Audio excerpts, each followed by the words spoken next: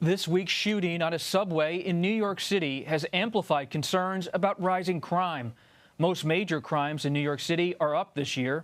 While murders have dropped slightly, other violent crimes like rape have increased. Robberies have also increased almost 50%, and felony assaults nearly 20%. Former New York City Mayor Bill de Blasio joins us now. Mayor de Blasio, the crime rate in New York City, which started to rise in your final term, continues to rise. It's up over 44% in the last year. And the NYPD's budget, though, has increased this year by several $1 million. The city even has its own counterterrorism department. Do you see, Mayor, a lack of law enforcement resources as a factor in this rising crime? Well, Robert, I appreciate the question because I think we need to really get to the core of this discussion. I mean, first of all, just humanly, New Yorkers went through a very tough time this week, and it's certainly not the first time we've been subject to terror attacks. When I was mayor, the pipe bomb in Times Square subway station, the horrible pressure cooker attack at 23rd Street. This is something we've been through, and it always gives New Yorkers pause. But what's amazing is the resiliency. People immediately banded together. And right now, you go around the city, life is really back to normal. I think the larger question here is, look, we have tremendous resources, 35,000 police officers, the finest police force in the country. Yes, strong anti-terror capacity. We built that up over years. But it's going to take more than that to overcome this moment, because this is really about COVID. This is about the horrible dislocation that occurred in COVID. Remember, particularly for young people, there was a period of time no work, no school, no houses of worship, no entertainment, a loss of life in their families. That's going to take some time to overcome, getting people back to normal and getting people into the subways again, full strength, law-abiding people all over the subways the way it used to be. That's the kind of change we really need to finally turn this corner. But Mayor de Blasio, beyond the effects of COVID, which are real, what about the specifics here? State officials warned in 2018 and 2019 that the MTA's security camera system was at risk of malfunctioning. So why wasn't fixing that surveillance system not prioritized at the time, and where are the gaps now? Yeah, Robert, this is an issue that really does need to be addressed. I have had plenty of times where I thought the MTA was not on the ball, but until recently, one excuse they had that was valid was they really were starved for resources. Well, that's not true anymore. They've got a huge amount of money from the stimulus. Now there's going to be even more money potentially available when the congestion pricing program comes in. So the MTA of the past was challenged on many, many levels, but today's MTA should get it right when it comes to cameras. And I got to tell you, from a policing point of view, having worked so closely with the NYPD the last 8 years, those video cameras are absolutely crucial. That is how you find criminals quickly and how you deter any other attacks. They have to work. So that's a fixable problem, and the resources are clearly there at the MTA. Mayor, when you're watching all of this unfold, you have a vantage point unlike almost anyone else in the country as a former mayor of New York. What went wrong here in terms of law enforcement and the ability to quickly find the perpetrator?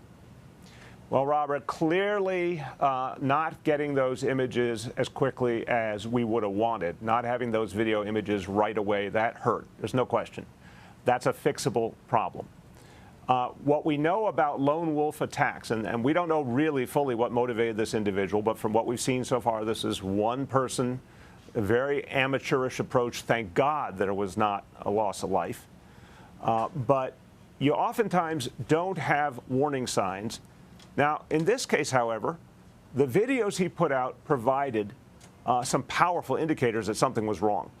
You know, in a lot of cases around the country with the school shootings, for example, we've seen the same things, where videos or other indications, young people crying out for help in one form or another or expressing their anger, their violent tendencies.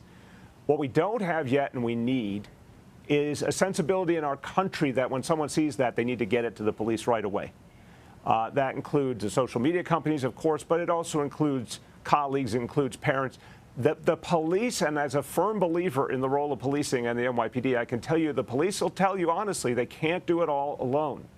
They need the people on their side, and we've got to get into the assumption in this country that when you see someone talking about committing violence, take them seriously, take it literally, and alert the police immediately.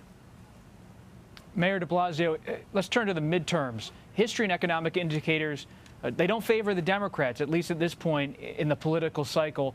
And as the midterms approach, as you know, tensions between the moderate and progressive wings of the party persist. You're a progressive in the party. Do you believe the Biden White House should be going left right now or hewing to the center? Robert, first of all, I truly believe as a progressive, I wasn't originally a Joe Biden supporter, but I've come to be very impressed by his ability as a messenger. He is someone you can relate to. He's someone who can speak to everyday Americans across the spectrum, every region. But what I don't see is a message to go with it. Now, I think what would unite the progressive and moderate wings of the party, a couple of core things. Talk about health care a lot more. It's still the issue where Democrats score very high. People are very concerned about health care prices. Good step in the right direction with the House vote on the insulin bill. But let's get that next piece done on prescription drug prices. Let's get that legislation passed and then talk about health care incessantly. That was a winning strategy in 2018. Another thing, taxes on the wealthy, popular across the political spectrum. Biden's put forward a billionaire's tax. Talk about it. Make it central to the vision of how we bring fairness to taxation, but also get the resources to address some of the issues that people are most concerned about. We need an offense. You know, you're not going to win this election with defense. You need an offense. I think it's there for the taking, but I want to see the Biden White House turn to a clear, crisp message that will lift the boats of Democratic candidates around the country. Back in your state, there's a midterm issue of sorts that's popping up politically. New York's Lieutenant Governor Brian Benjamin, he has resigned after being arrested for fraud and bribery charges. What's your reaction to that story, and what does it mean for New York Democrats? It's painful. This is someone a lot of us knew and thought was, you know, a good and promising person with a bright future. I have to say, when someone does something like this, it hurts everyone. It hurts people's trust and faith. But look, I don't think it has electoral consequences, bluntly. He barely got introduced to the people of New York State.